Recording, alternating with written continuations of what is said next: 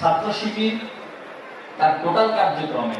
5 to 10% আমরা প্রচলিত ধারার রাজনীতির সাথে মিল থেকে কাজ করি, বাকি 90% হচ্ছে একজন ব্যক্তিকে গড়ে তোলা, তার একাডেমিক যোগ্যতা যেন উত্তরোত্তর বৃদ্ধি পেতে থাকে, তার একাডেমিক যোগ্যতার পাশাপাশি তাকে দক্ষ হতে হবে, তাকে এই সমাজকে রিপ্রেজেন্ট করার জন্য, লিডার হওয়ার জন্য, সমাজের পলিসি মেকিং এর জন্য যে যোগ্যতা প্রয়োজন সেটা তার মধ্যে বিল্ড আপ করা হবে, তার মধ্যে সফট স্কিলগুলো তৈরি করা হবে,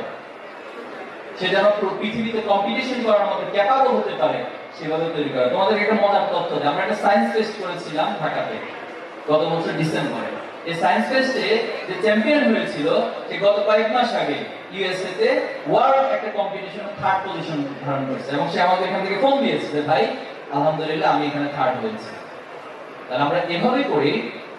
এই সমাজের শিক্ষার্থীদেরকে শুধু বাংলাদেশকে রিপ্রেজেন্ট নয় বরং ওয়ার্ল্ড ওয়াইড সে নিজেকে রিপ্রেজেন্ট করার মতো দক্ষতা অর্জনের জন্য আমাদের কার্যক্রম পরিচালনা